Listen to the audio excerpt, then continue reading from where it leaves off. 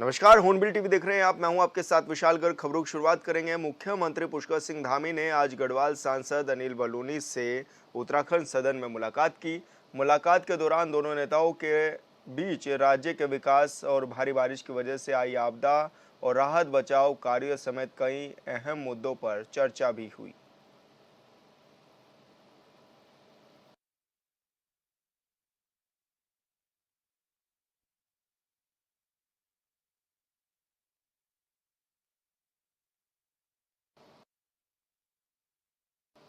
चंपावत में लगातार बारिश का कहर जारी है और ऐसे में नाले के उफान पर आ जाने से एक मैक्स गाड़ी भी नाले में बह गई। घटना की सूचना मिलते ही एसडीएम मौके पर पहुंच गए।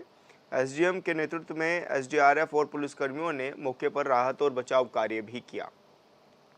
वाहन में सवार 9 लोगों में से 7 का रेस्क्यू कर उन्हें अस्पताल में भर्ती कराया गया है, जहां 2 की मौत भी बताई जा रही है। घटना की सूचना मिलते ही डीएम ने घटनास्थल का निरीक्षण किया और लापता हुए दोनों लोगों को जल्द से जल्द रेस्क्यू करने के निर्देश भी दिए हैं। वहीं घटना का संज्ञान लेते हुए सीएम धामी ने भी दुख व्यक्त किया और साथ ही मृतकों के प्रति अपनी शोक संवेदना भी प्रकट की है।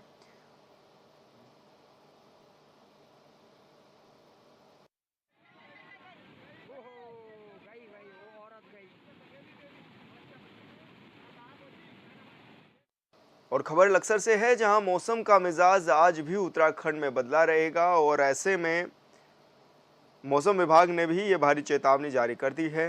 पहाड़ी इलाकों में लगातार हो रही बारिश से मैदानी इलाकों में भी इसका असर देखने को मिल रहा है। लक्सर और खानपुर विधानसभा के इलाकों में इन दिनों नील धारा नदी और सोलानी नदी अपना कहर बरपा रही है। गंगा नदी के पास से जहां बालावाली, कलसिया, डुमानपुरी समेत दर्जन भर गांव के ग्रामीणों की करोड़ों की गन्ने और धान की फसल जलमग्न हो गई है। वहीं 2 दिन से सोलानी नदी भी खानपुर क्षेत्र के कई गांवों के लिए मुसीबत का सबब बनी हुई है।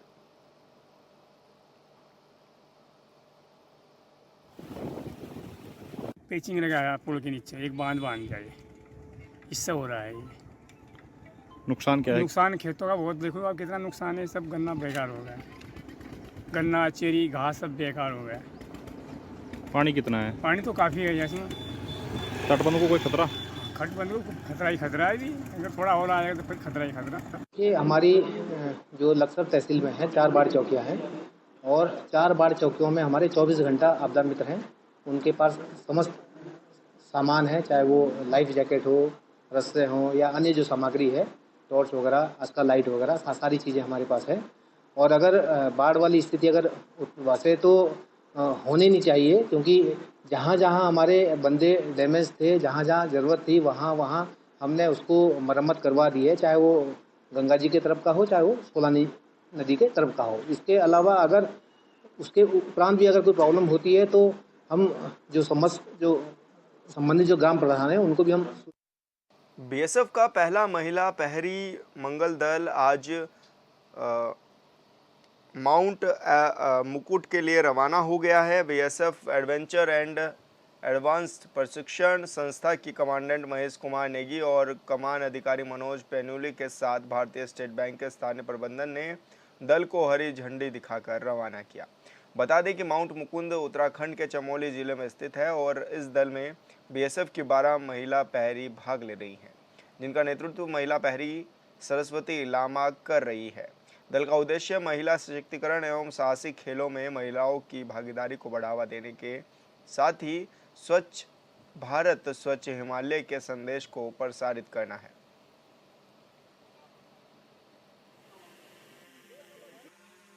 मुझे ये आपको बताते हुए बड़ा हर्ष हो रहा है कि बीएसएफ की पहली ऑल वुमेन्स माउंटेनिंग एक्सपीडिशन के लिए आज हमारी 12 सदस्यीय महिलाओं की टीम माउंट मुकुट ईस्ट, जिसकी ऊंचाई 7130 मीटर है, 23,392 फीट के लिए आज यहाँ से रवाना हुई है। ये 12 महिलाओं का एक दस्ता है जो माउंट मुकुट ईस्ट पे भारत का झंडा तथा बीएसएफ का झंडा लहराएगी। हमारा यहाँ से जोशीमठ के लिए है, फिर वहाँ से हमारा बेस कैंप लगेगा। उसके लिए हम हायर कैंप्स के लिए आगे रास्ता देखेंगे और फिर हायर कैंप हमारे लगेंगे और उसके बाद लास्ट में हमारा सबमिट होगा। और इसके अलावा हमारा वहाँ पे सेव ग्लेशियर का भी एक मिशन चलेगा, जिसके द्वारा हम जो अपना जितना भी गार्बेज वहाँ पे जो पहले के जो एक्सपीडिशन है उनसे छूट जाता है वो हम वापस इकट्ठा करके नीचे लाएंगे। और ये हमारा सेव ग्लेशियर का भी एक मैसेज है। सर, ये एक ऐसा स्पोर्ट्स है जिसको हमेशा अंडररेट किया जाता है। जब वुमेंस की बारी आती है तो हम ये एक वर्ल्ड को और एक इंडिया को हम एक मैसेज देना चाहते हैं कि womens are also equal, they can also do the thing that a man is required to do. So हम ये संदेश देना चाहते हैं और इससे ऑटोमेटिकली वुमेन एम्पावरमेंट बढ़ेगा। जब बाकी लड़कियाँ ये देखेंगी कि ये टीम ऊपर गई है तो वो धीरे धीरे स्टार्टअप्स। लक्सर के सुल्तानपुर में नगर पालिका परिषद अब साफ सफाई व्यवस्था को ठेंगा दिखाती हुई नजर आ रही है। नगर पंचायत पंचेवली घाट के पास नगर से इकट्ठा किए गए कूड़े का ढेर लगाने में जुटी हुई है, जिसकी वजह से डेंगू, मलेरिया, टाइफाइड जैसी कई गंभीर बीमारियां भी फैल रही हैं। इसकी पुष्टि इस्माइलपुर के प्रधान विकास सैनी ने भी की है। प्रधान का कहना है कि जब से नगर पंचायत का गठन हुआ है तब से गंदा कूड़ा कचरा यहीं अवैध रूप से डंप किया जा रहा है। वहीं मामले की जानकारी लगते ही लक्सर एसडीएम ने नगरपालिका ईओ को तत्काल कूड़ा हटाने के आदेश भी जारी किए हैं।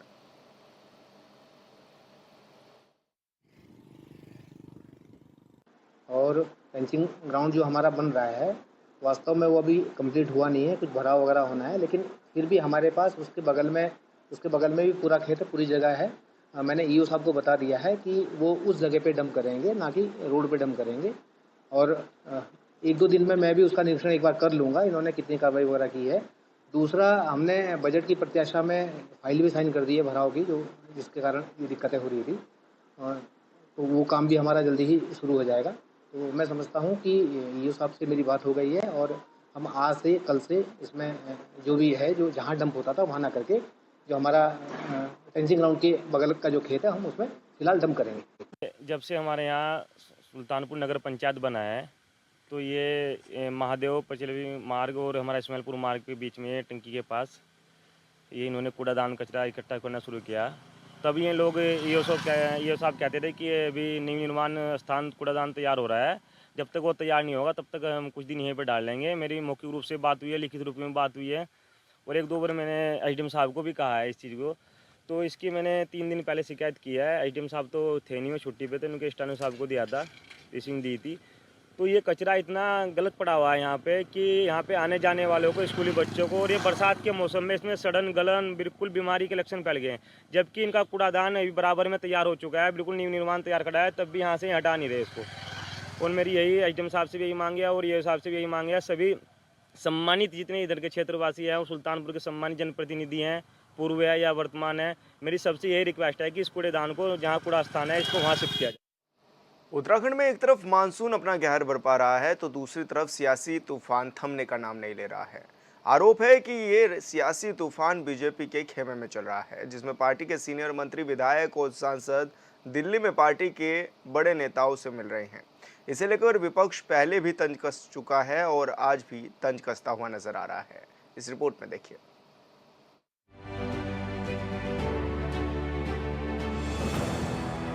उत्तराखंड में 2017 से ही बीजेपी की डबल इंजन वाली सरकार है और सरकार के मुखिया पुष्कर सिंह धामी हैं। पार्टी के अंदर क्या चल रहा है ये कहना तो मुश्किल है, लेकिन विपक्ष इसे लेकर लगातार सवाल उठा रहा है और विपक्ष के सवाल उठाने के पीछे की वजह भी है जो कहीं से गलत भी नहीं है। देश जानता है कि उत्तराखंड में पिछले दिनों हुई भारी बारिश और बादल फटने के बाद केदारनाथ घाटी समेत कई इलाकों की तस्वीरें बदल गई। स्थिति यह है कि अब तक केदारनाथ धाम मार्ग बंद है। राज्य के कई जिलों में आपदा जैसे हालात हैं और सरकार के मंत्री एक एक कर दिल्ली पार्टी के वरीय नेताओं के सामने हाजिरी लगा रहे हैं। लिहाजा विपक्ष चुटकी भी ले रहा है और सवाल भी पूछ रहा है। ये कोई शिष्टाचार भेंट नहीं है, ये कुछ नहीं है, ये अंतर्द्वंद है। अपना अपना आक्रोश व्यक्त करके आ रहे हैं और मंत्री बनने की अपनी अपनी लॉबिंग भी करके आ रहे हैं, मुख्यमंत्री पे जा रहे थे, और कहीं कुछ नहीं है। ठीक है, मंत्रिपरिषद का विस्तार अभी सुना था, कुछ लोग कह रहे हैं, लेकिन होगा नहीं। हो मैं ये भी कह दूं, भाजपा में इतनी हिम्मत नहीं और मुख्यमंत्री में भी इतनी हिम्मत नहीं कि वो मंत्रिमंडल का विस्तार कर दें, और भाजपा के केंद्रीय नेतृत्व में तो हिम्मत है ही नहीं ये 2.5 साल पूरे हो गए हैं, आप एक अदद मंत्रिपरिषद का विस्तार नहीं कर पाए। दरअसल हाल के दिनों में प्रदेश के कई कद्दावर नेताओं ने दिल्ली में पार्टी के वरीय नेताओं से मुलाकात की। प्रधानमंत्री नरेंद्र मोदी से मुलाकात करने वाले नेताओं में पूर्व मुख्यमंत्री तीरथ सिंह रावत, पूर्व सीएम त्रिवेंद्र सिंह रावत, धामी सरकार के कैबिनेट मंत्री धन सिंह रावत, कैबिनेट मंत्री सुबोध उनियाल भी शामिल हैं। इसके अलावा इन नेताओं ने गृह मंत्री अमित शाह समेत कई अन्य केंद्रीय मंत्रियों से भी मुलाकात की है। एक मेंबर आपका डेथ होगी, उसकी जगह नया नहीं बना कि अनुसूचित जाति का तो प्रतिनिधित्व ही नहीं है। रेखा आर्य जी तो महिला कोटा मानते हो कि अनुसूचित जाति का कोटा मानते हो, क्या मानोगे? ये सरकार की मानसिकता तो साफ दिख रही। ये सरकार दलित विरोधी सरकार है और दलितों का अपमान कर रही है। एक दलित की मृत्यु के बाद एक भी दलित उनको नहीं मिल रहा है कि उनको मंत्री बना दें। तो ये तो भाजपा का और अंतर्द्वंद है। और जितने विधायक मिलने में कल परसों से देख रहा हूँ, मुख्यमंत्री पे जा के पैर छू के कह रहे हैं कि हमको मंत्री बना दीजिए, लेकिन मंत्रिमंडल का विस्तार नहीं होगा। पार्टी के वरीय नेताओं के दिल्ली में जाकर मुलाकात पर कांग्रेस का कहना है कि बीजेपी के भीतर कुछ भी ऑल इज वेल नहीं है, क्योंकि 2 साल बीत जाने के बाद भी ना तो सरकार में रिक्त कैबिनेट मंत्रियों के पद भरे गए और न ही पार्टी नेताओं को दायित्व दिए गए।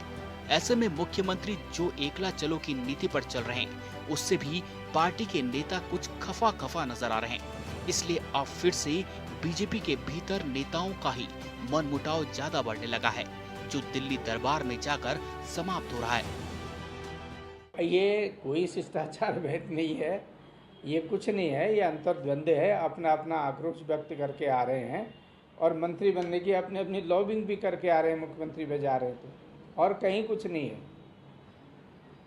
ठीक है, मंत्रिपरिषद का विस्तार अभी सुना था, कुछ लोग कह रहे हैं, लेकिन होगा नहीं। हो मैं ये भी कह दूं, भाजपा में इतनी हिम्मत नहीं और मुख्यमंत्री में भी इतनी हिम्मत नहीं कि वो मंत्रिमंडल का विस्तार कर दें। और भाजपा के केंद्रीय नेतृत्व तो हिम्मत है ही नहीं। ये 2.5 साल पूरे हो गए हैं, आप एक अदद मंत्रिपरिषद का विस्तार नहीं कर पाए।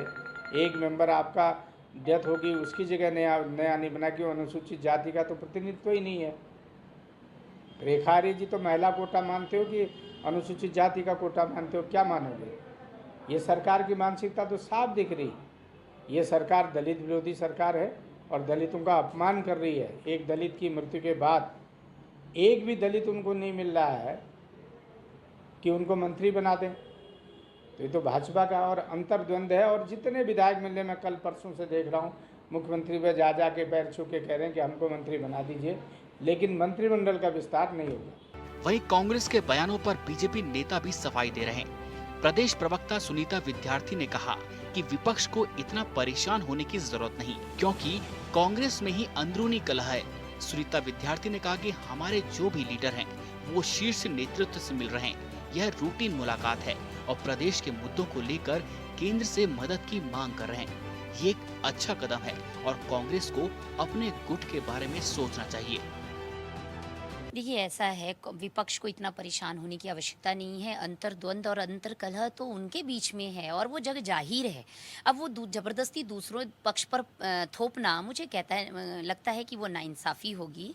जहाँ तक हमारे जो जनप्रतिनिधि हैं, हमारा जो रूटीन प्लान होता है, उसके अंतर्गत सभी लोग अपने लीडरशिप से मिलते हैं और शीर्ष लीडरशिप में भी जाकर हमारा एक शिष्टाचार जो भेंट रहती है। और तमाम जो, क्योंकि आपदा जिस तरीके से चैलेंजेस प्रदेश के अंदर हैं, हर चीज़ की जो जानकारी है वो हमारी पीएमओ तक जाती है। तो ये बहुत अच्छा, एक मैं कहूँगी कि बहुत अच्छा कदम है कि हमारे जनप्रतिनिधि प्रदेश की चिंता करते हैं और उनका समाधान और सरलीकरण के लिए आगे सभी अपने शीर्ष नेतृत्व से मिलते हैं। तो ये रूटीन है, इसमें मुझे लगता है इतना परेशान होने की आवश्यकता नहीं है। कांग्रेस पार्टी अपनी पार्टी पे फोकस करे, अपने संगठन पर फोकस करे, जो उनके गुट चारों दिशा में फैले हैं। बीजेपी की प्रवक्ता भले ही विपक्ष के आरोपों पर सफाई दे रही है, लेकिन सवाल तो बनता ही है। सवाल यह है कि नेताओं को आपदा प्रभावित जिलों को छोड़कर दिल्ली में फिलहाल जाने की जरूरत क्यों पड़ रही है? अगर पार्टी में सब कुछ सही है, तो फिर अकेले मुख्यमंत्री ही आपदा प्रभावित जिलों का दौरा कर मोर्चा क्यों संभाले हुए हैं? 1-2 विधायक या कैबिनेट मंत्री को छोड़ दें तो कोई भी मंत्री या विधायक जमीन पर दिखाई नहीं दे रहा। जिनकी पार्टी है, जिनकी सरकार है, उन्होंने अभी तक क्यों नहीं कमेटियाँ गठित की? क्यों नहीं वो तत्पर थे? सोए हुए हैं, सोए हुए, उनको कोई लेना देना नहीं है राज्य के हालात से। आज 10 दिन होते हैं केदारनाथ घाटी में आपदा हुई और सरकार एक स्पष्ट आंकड़ा नहीं दे पाई कि कितना नुकसान हुआ है। मौसम विभाग का अभी भी कई जिलों में अलर्ट जारी है, लिहाजा मौजूदा वक्त में जो सवाल सत्ता पक्ष और विपक्ष के सामने है वो यह है कि सभी मिलकर उन हालातों में जहां लोगों को सड़क, बिजली, पानी के लिए तरसना पड़ रहा है। कई इलाकों के हालात तो यह है कि भारी बारिश के बाद भूस्खलन की वजह से सड़कें बंद हो गई, पेयजल लाइनें क्षतिग्रस्त हो गई, घर मकान टूट गए और लोग परेशान हैं। कितनी जनहानि हुई है, कितनी मवेशियों की हानि हुई है, कितने हजार करोड़ का नुकसान हुआ है, कितने रास्ते टूटे हैं, क्या व्यवस्था है, ये कहने में सरकार अभी भी समर्थ नहीं है। सरकार के पास कोई आंकड़ा नहीं है। कितने लोग बाहर के थे, कितने लोग स्थानीय थे, कहीं कोई आंकड़ा सरकार के पास नहीं।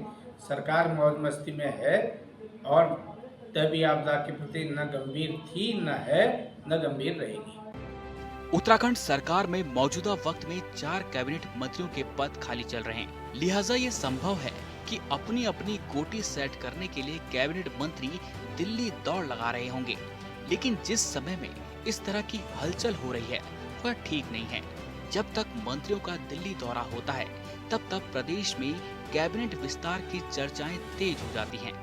मौसम विभाग भारी बारिश को लेकर चेतावनी जारी कर रहा है, लिहाजा जरूरत है फिलहाल प्रदेश की जनता पर ध्यान देने की। जब दिल्ली को लगेगा कि कैबिनेट विस्तार कर दिया जाए तब कैबिनेट का विस्तार तो हो ही जाएगा, फिर आपाधापी की क्यों। Bureau report, hornbill TV. CM Dhami ने बैडमिंटन खिलाड़ी लक्ष्य सेन से फोन पर बात कर उन्हें उनके बेहतरीन प्रदर्शन के लिए बधाई दी। सीएम ने कहा है कि पेरिस ओलंपिक में उन्हें भले ही बिना पदक के लौटना पड़ रहा हो, लेकिन लक्ष्य ने अपने अथक परिश्रम और खेल भावना से यह सुनिश्चित कर दिया है कि भारतीय बैडमिंटन का भविष्य स्वर्णिम है। कैसे हो? बस मैं अच्छा हूँ यार। आ गए वापस क्या? अच्छा, तो कहाँ हो अभी? अच्छा, बेंगलोर में। बहुत अच्छा खेले यार, कोई बात नहीं है, निराश नहीं होने की जरूरत है। हाँ, अभी बहुत आगे, अभी आगे जाना है, दूर जाना है ना, बहुत दूर जाना है अभी। हाँ बिल्कुल भी जो है कोई बोझ नहीं रखना मन पर कि जो है थोड़ा रह गए अभी तो पीछे, है ना। हाँ, आगे के लिए अब बिल्कुल, अरे नए मन से बिल्कुल, कभी भी जो है मनुष्य को जो है ना मन से मजबूत होना चाहिए, ठीक है। हाँ, नमस्ते, कैसे हो भाई?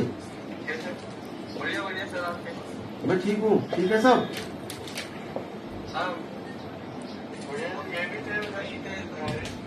अच्छा, बहुत बढ़िया। तो कब देहरादून कब आओगे? कभी देहरादून आओगे क्या बीच में? अभी तो ये एक जगह हम लोग जा रहे थे, बट आएंगे सर। हाँ यार, बुलाता हूँ तुमको, आ जाओ कभी, ठीक है। और पापा कहाँ हैं? पापा भी घर पे। चलो ठीक है, उनको भी मेरी तरफ से याद कर देना और बिल्कुल जो है बढ़िया, उसमें आनंदित रहना है। हाँ, खुश रहो, बहुत अच्छा खेले हो, बहुत बढ़िया। सब लोगों को अभी बहुत उम्मीद है आगे के लिए, हम सब तुम्हारे साथ हैं, ठीक है लक्ष्य, ठीक है, ओके, नमस्ते। केंद्र सरकार ने गुरुवार को ही लोकसभा में वक्फ संशोधन बिल 2024 पेश किया, जिसके बाद विपक्ष ने हंगामा शुरू कर दिया और बिल का भारी विरोध किया। कुछ पार्टी के नेताओं ने तो यह तक कह दिया है कि वक्फ संशोधन बिल से साबित होता है कि मोदी मुसलमान विरोधी पार्टी है। लेकिन हैरानी की बात तो ये है कि उत्तराखंड वक्फ बोर्ड के अध्यक्ष ही कह रहे हैं कि बोर्ड की जांच हो तो देश का सबसे बड़ा घोटाला इसमें ही निकलेगा। रिपोर्ट में देखिए।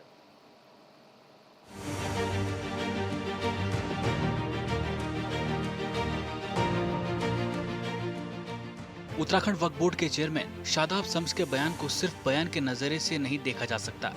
शादाब शम्स के बयान से कई सवाल उठते हैं, जिसका जवाब सियासत में शायद ही कभी मिल पाएगा। संसद में पेश होने वाले वक्फ बोर्ड संशोधन बिल का समर्थन किया है। साथ ही उन्होंने बोर्ड पर गंभीर आरोप भी लगाए हैं। उत्तराखंड वक्फ बोर्ड के चेयरमैन शादाब शम्स ने वक्फ बोर्ड के बड़े घोटाले का आरोप लगाते हुए स्वतंत्र जांच एजेंसी से जांच करवाने की मांग रखी है। चेयरमैन ने कहा कि वक्फ बोर्ड लूटने का अड्डा बना हुआ है। जहां अब तक तमाम चेयरमैन आए और चले गए, उनकी तरफ से वक्फ बोर्ड में सुधार में कोई काम नहीं किया गया, बल्कि बोर्ड की करोड़ों की भूमि को खुर्द-बुर्द करने का काम किया गया। हमारे पास कितनी संपत्ति आई पूरी की नहीं आई, अगर वो बीच में गायब हुई तो क्यों गायब हुई? इसकी तमाम जांच होनी चाहिए। और जिस तरह से कलियर के अंदर हजारों सैकड़ों बीघा जमीन जिसकी बंदरबाट हुई है, वक्फ बोर्ड के साथ मिलकर उन जमीनों की खरीद फरोख्त हुई है, उन्हें बेचा गया है, दूसरे के नामों पे दर्ज कराया गया, इसकी भी जांच होनी चाहिए। और मैं ये कह रहा हूँ कि बहुत बड़ा स्कैम यहाँ नजर आएगा आपको कि कैसे लूट हुई है वक्फ। वहीं शादाब शम्स की मांग को बीजेपी प्रवक्ता जायज ठहरा रहे हैं। बीजेपी के प्रदेश प्रवक्ता नवीन ठाकुर ने कहा, शादाब शम्स ने बिल्कुल जायज मांग की है।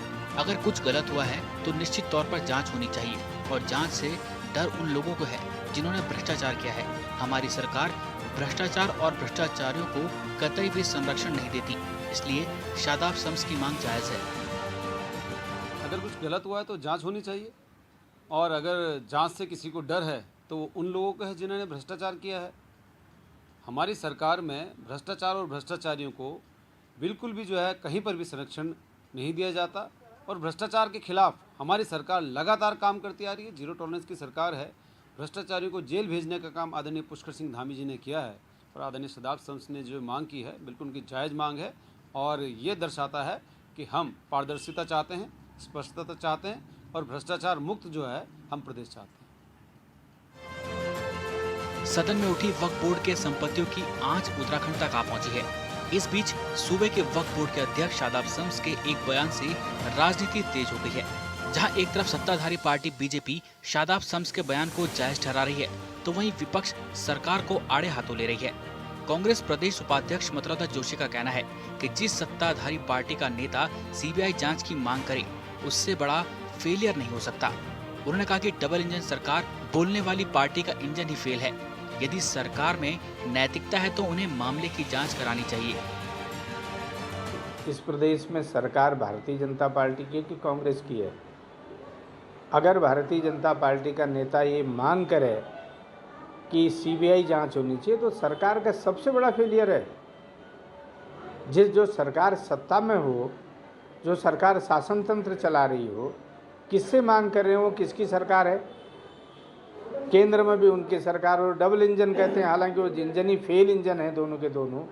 वो क्या जांच कराएंगे? अगर उनमें नैतिकता है, हिम्मत है, अगर कहीं कब्जा हुआ है, चाहे वो किसी पार्टी ने भी किया है, क्यों नहीं उसके खिलाफ मुकदमा कराते हैं? क्यों डर रहे हैं? और किसका संरक्षण प्राप्त है? केंद्र सरकार में संशोधन बिल इसलिए पेश किया क्योंकि इसमें पारदर्शिता आए, लेकिन लगता है कि विपक्ष को यह पसंद नहीं है।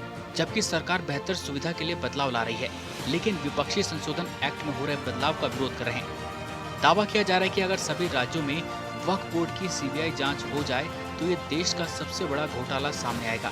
इतना ही नहीं, शम्स ने कांग्रेस के पूर्व सांसद पर नैनीताल में वक्फ बोर्ड की 200 बीघा जमीन पर कब्जा का दावा किया जा रहा है। मतलब जो उत्तराखंड बोर्ड का अध्यक्ष है वही कह रहा है कि इसमें घोटाला हुआ है, तो फिर विपक्ष को परेशानी क्यों हो रही है?